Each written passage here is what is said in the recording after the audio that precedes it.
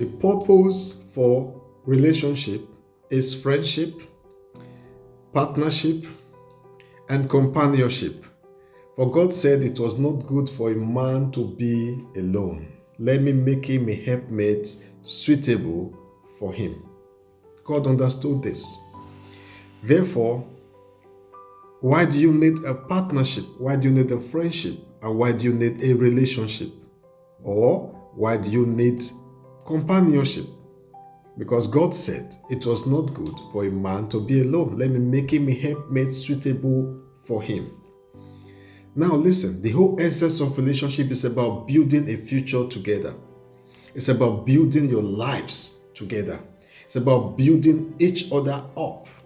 It's about building the next generation, that is your children, and also two other generations, your children's children. The Bible says a good man leaves inheritance for his children's children. That is Proverbs chapter 13, verse 22. A good man leaves inheritance for his children's children. So to achieve any meaningful thing in your relationship, you have to marry a builder. You have to be a builder and you have to marry a builder. You have to maintain your relationship, service it, oil it. These are important. Your relationship has to be oiled. It has to be serviced. It has to be built over time. It has to have a smooth running. In this way, the will of God will be established in you and in your future generation. 1. Make your relationship a priority. Your spouse is not to be taken for granted. It's not to be joked with. Your spouse becomes an integral part of you, and your spouse becomes the most important part of you. So you don't exclude your spouse in making decisions, in planning, in making major decisions. You should carry your spouse along. Many people have made this mistake of trying to protect and overprotect their spouses and not telling them some things. And when your spouse finds out that you are making major decisions without his or her consent, then he takes that for betrayal. So be careful in handling sensitive issues. I pray the Lord will guide you. Another aspect is communication. Communication in relationship is the most important aspect of it. One of the most important aspects is communication. You should be able to communicate and share. You should be transparent. You should learn to listen. This will help you. Listening is very important in relationship. Where there is no communication, there is no relationship. Where there is breakdown in communication, there is problem in relationship. Problems can arise from lack of communication. So you have to learn to communicate effectively in your relationship.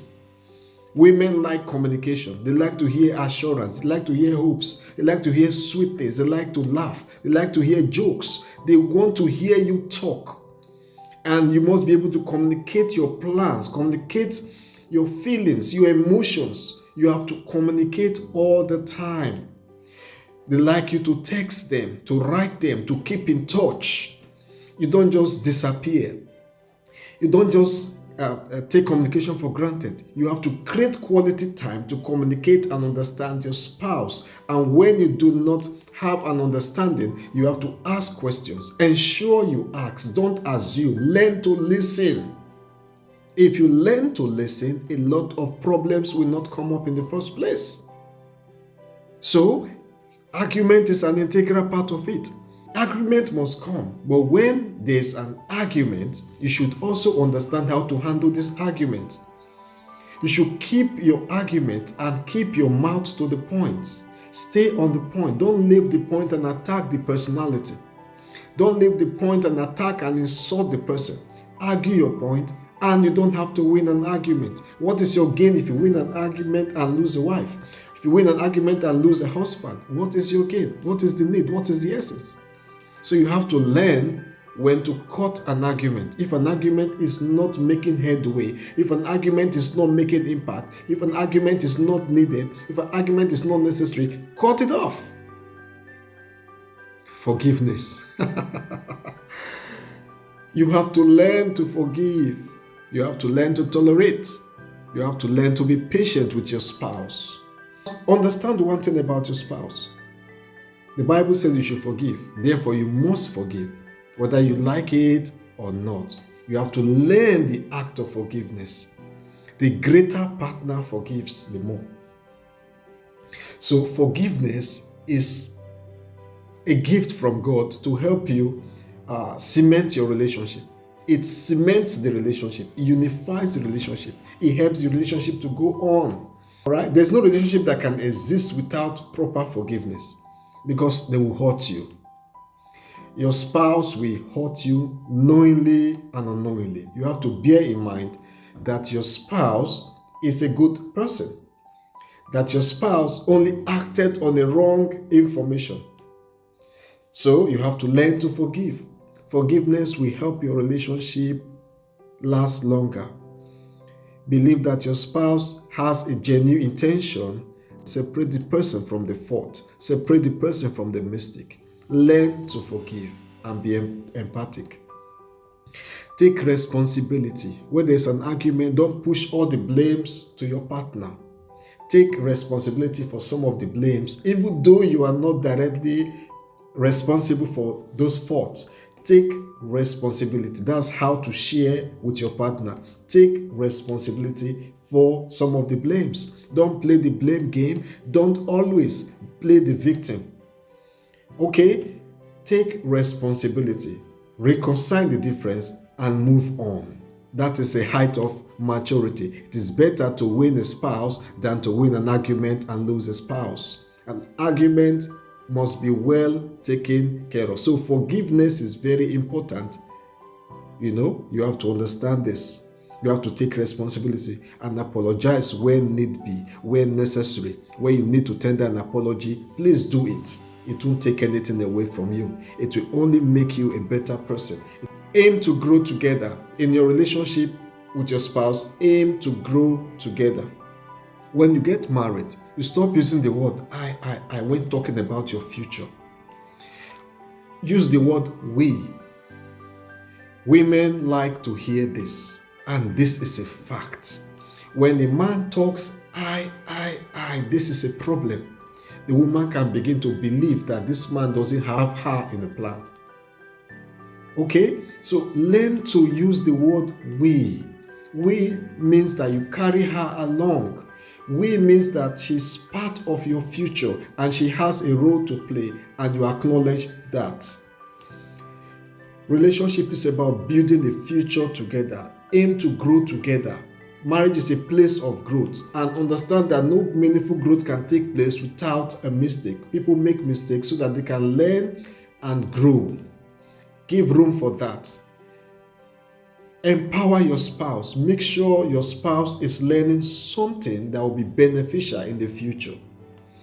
Encourage your spouse to grow in her career or in his career, in his business, in his network, in whatever he does. Try to bring the best out of your spouse. You don't have to be a motivational speaker. You don't have to be an inspirational speaker, but be a source, be an encourager. Be a person that your spouse can learn from. Be a person that your spouse can, run to in terms of encouragement. So have in perspective to grow together. Do not generalize. Let go of excess baggage.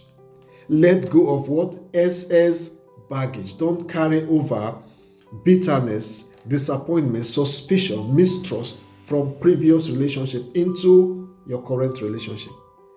Let your spouse know that he or she is important. He or she is different from the past relationship you've been to, especially those who are entering into their second or third relationship or marriages. You can be tempted to believe and generalize that, this person is like the other person you left. Please, that will harm your relationship. Stay away from that. That won't do you any good. All right? Keep your promises. In a relationship, another point you have to notice that you have to keep your promises. When you say it work hard to deliver on what you have promised. In this way, trust is built, respect is built, love is increased. In relationship, this is very important. Women, don't forget. You have promised her something. You have told her something. She's expecting something. And you have to deliver on that promise. Women are like children sometimes. They will hold you by your promise. They will take it so personal and, feel offended when you promise and fail. Never keep a lady waiting. Never keep a lady waiting. Ladies like attention. Ladies like you to say something and do it just the way you have said it.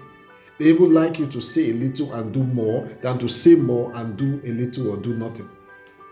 So don't be caught up in this trap of promise and fail.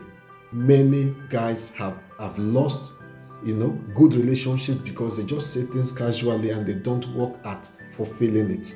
So women will always remember that. Another aspect is dating. Keep dating your wife. You have married her, you have married him. Keep dating him and keep dating her. Women like to be dated.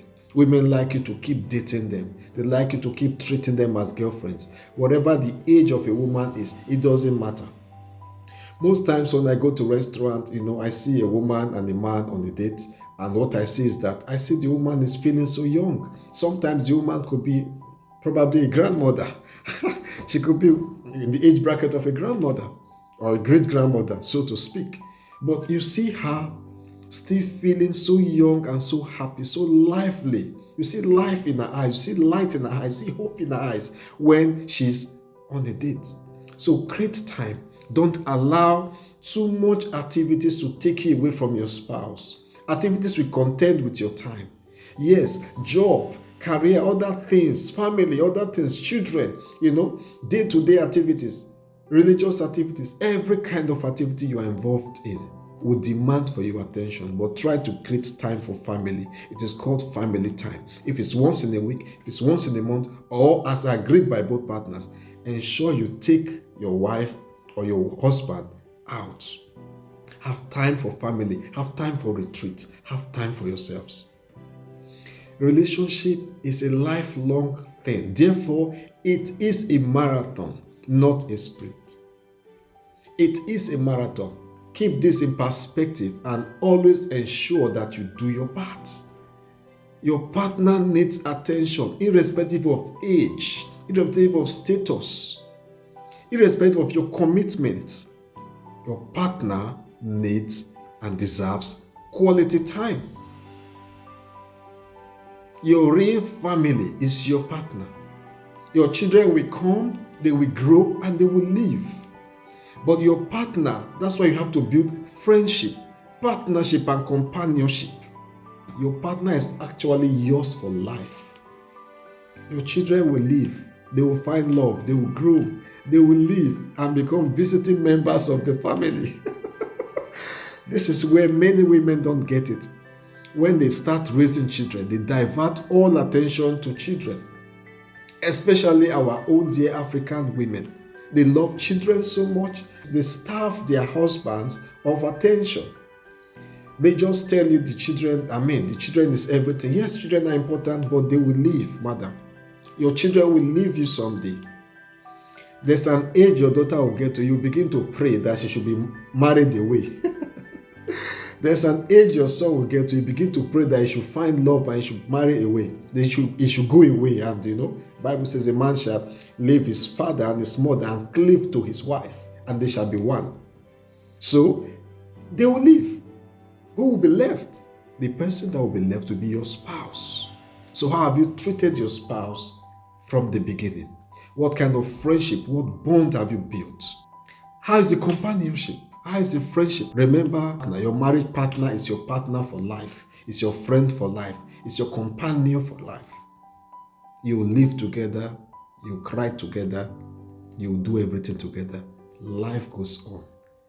Prioritize your partner. Prioritize your marriage above every other thing.